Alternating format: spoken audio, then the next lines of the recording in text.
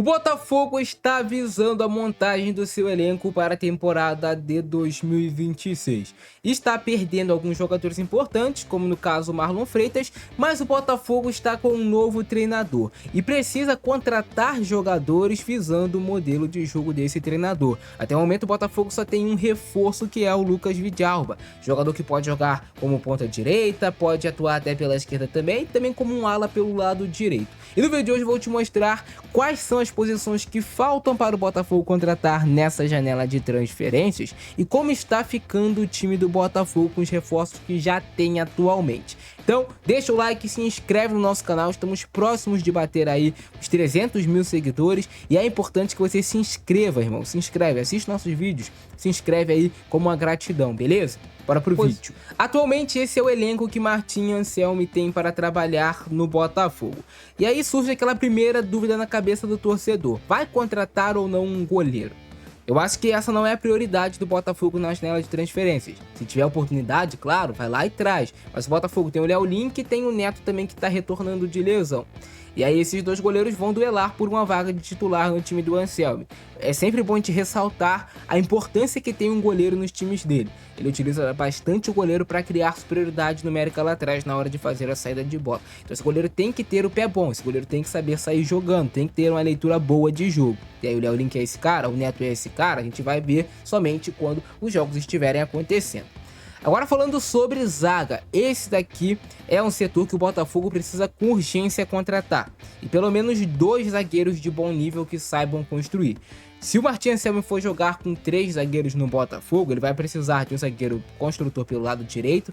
Ao mesmo tempo que esse cara seja um zagueiro construtor, ele também precisa ser bom nos duelos. Pelo centro, o Botafogo vai ter a volta do Bastos, que é importante. O Caio Pantaleão ainda vai demorar bastante tempo para retornar, e aí a gente tem que ver como ele vai retornar. Então o Botafogo vai precisar contratar pelo menos mais um zagueiro aqui também pra gente ver, duelar a posição com o Bastos. A gente não sabe como o Bastos vai retornar. Se ele voltar em alto nível, ok, mas o Botafogo precisa de pelo menos 2 zagueiros para brigarem por posições de titular. Pra mim, o único zagueiro hoje titular indiscutível do Botafogo é o Alexander Barbosa, que vai jogar aqui com certeza pelo lado esquerdo da zaga. Também tem o David Ricardo, que é o reserva da Alexander Barbosa, que é um ótimo zagueiro que eu gosto bastante. Mas o setor defensivo, pelo menos 2 contratações de zagueiros que saibam construir de bom nível. Agora, falando sobre a ala pelo lado direito, o lateral direito, o Botafogo tem o Vitinho, tem o Matheus Ponte, que é muito bom, e também teve a chegada de Lucas Vidalba. Vidalba é um jogador interessante que pode render com a camisa do Botafogo, pode jogar de ala, pode jogar de ponta. É um jogador que eu acho que se encaixa bastante na filosofia de jogo do técnico Martim Anselmi. Boa contratação do Botafogo, pensando com o que pensa o treinador. E é o único reforço até o momento certo do Botafogo. Agora, para volante, o Botafogo ficou com essa lacuna aqui para ser definida, que é a saída do Marlon Freitas. Eu tô vendo gente falando que a reposição do Marlon Freitas já era o Danilo.